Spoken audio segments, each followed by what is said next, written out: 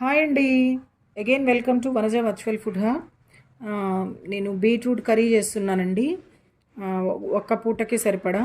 అందుకని కొంచెం పెద్ద పెద్దవి బీట్రూట్ తీసుకున్నానండి. 2 బీట్రూట్, 2 ఆనియన్స్, ఒక 6-7 మిర్చి తీసుకున్నానండి. ఇవన్నీ మంచిగా సన్నగా కట్ చేసుకోవాలండి. చూద్దాం బీట్రూట్ కర్రీ ప్రాసెస్.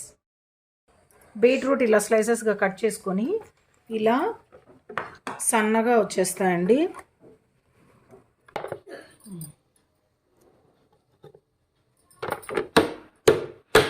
ఇలా కట్ చేసుకోవడమేనండి, సన్నగా వస్తాయి. స్లైసెస్గా కట్ చేసుకుని 2 మినిట్స్లో మంచిగా ఈక్వల్ సైజులో వచ్చాయండి. ఇప్పుడు మనం కర్రీ చేసేసుకోవడమే. స్టవ్ ఆన్ చేసుకుని బాండి పెట్టుకున్నామండి. బీట్రూట్ కర్రీ పోపు పెట్టుకుందాము. ముక్కలు కట్ చేసుకున్నాం కదా. ఒక 2-3 టేబుల్ స్పూన్స్ ఆయిల్. మంచిగా ఆయిల్లోనే కుక్ అవుతాయి కదండి, అందుకే కొంచెం ఆయిల్ ఎక్కువ తీసుకున్నాను. ఇప్పుడు పోపు గింజలు వేసుకోవాలండి. ఆయిల్ వేడెక్కింది, కొంచెం పోపు గింజలు వేసాను. ఒక 2 వెల్లుల్లి రెబ్బలు,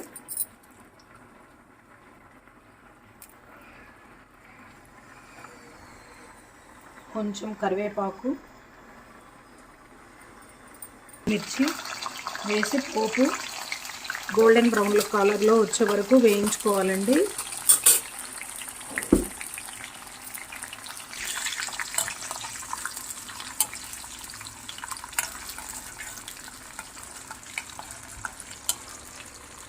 ఐరన్ కదండి, అందుకని సిమ్లో పెట్టి వేయించుకోవాలి మనం. పోపు హైలో పెట్టామనుకోండి మాడిపోతుంది. మిర్చి, ఆనియన్స్ వేసానండి. ఇందులో కొంచెం పసుపు సాల్ట్ యాడ్ చేస్తే ఆయిల్లోనే మంచిగా ఆనియన్స్ ఫ్రై అవుతాయండి. ఇప్పుడు జస్ట్ ఆనియన్స్ ఫ్రై అవ్వడానికి మాత్రమే ఒక 1/2 టేబుల్ స్పూన్ యాడ్ చేశానండి. మనము బీట్రూట్ పీసెస్ యాడ్ చేశాక అప్పుడు కొంచెం సాల్ట్ యాడ్ చేయాలి మళ్ళీ. ఆనియన్స్ వేగిపోయాయి కదండి. ఇప్పుడు బీట్రూట్ ఇలా ఆనియన్స్లో ముక్కలు వేసేసాం కదండి. ఆనియన్స్ ఫ్రై అయిన తర్వాత ఇందాక ఆనియన్స్ ఫ్రై అవ్వడానికి మాత్రమే వేసుకున్నాం. ఇప్పుడు మనం ముక్కలు కుక్ అవ్వడానికి, బీట్రూట్ ముక్కలు కుక్ అవ్వడానికి 1 టేబుల్ స్పూన్ యాడ్ చేస్తున్నానండి సాల్ట్. యాడ్ చేసి మంచిగా కలుపుకుని లిడ్ పెట్టేసుకోవాలండి. ఇవి ఆయిల్లో కుక్ అయిన తర్వాత అప్పుడు కొంచెం జస్ట్ వాటర్ అట్లా చిలకరిస్తే చాలండి. వాటర్ అట్లా జస్ట్ కొన్ని చేతితో తీసుకొని చిలకరించాలన్నమాట. ఇప్పుడు కుక్ అవ్వనివ్వాలి ఒక 5 మినిట్స్. ముక్కలు కొంచెం ఆయిల్లో కుక్ అవుతాయి. ఇప్పుడు లిడ్ పెట్టేసి 5 మినిట్స్ తర్వాత చూపిస్తాను ఎలా చేయాలి. 5 మినిట్స్ మంచిగా కుక్ అయిపోయింది కదండి. ఇప్పుడు ఈ స్టేజ్లో ఒక 1/2 గ్లాసు వాటర్ జస్ట్ అలా చల్లుకోవాలండి, మంచిగా కుక్ అవ్వడానికి. ముక్కలు జస్ట్ ఇట్లా అలా చిలకరించి మూత పెట్టేసేయాలండి. మంచిగా కుక్ అయిపోయి ఉంటాయి.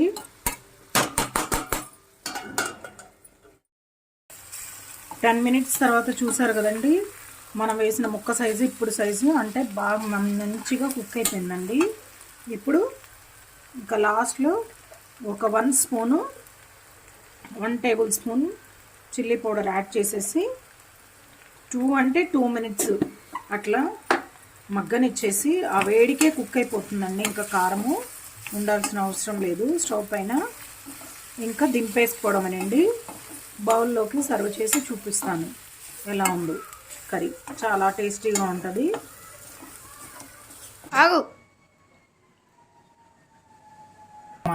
మన యమ్మీ and tasty beetroot curry ready అయిపోయిందండి. మీరు కూడా మీ ఇంట్లో ప్రిపేర్ చేసుకుని ఎలా ఉందో జస్ట్ ఒక కామెంట్ చేయండి. చాలా థ్యాంక్స్ అండి నా వీడియోని వాచ్ చేసినందుకు. మొత్తం స్కిప్ చేయకుండా చూడండి. మీరు కూడా మీ ఇంట్లో తయారు చేసుకోండి. నా ఛానల్ని ఇంకా ఎవరైనా సబ్స్క్రైబ్ చేయకపోయింటే సబ్స్క్రైబ్ చేసుకోండి. నన్ను సపోర్ట్ చేయండి ప్లీజ్ అండి. Thank you so much.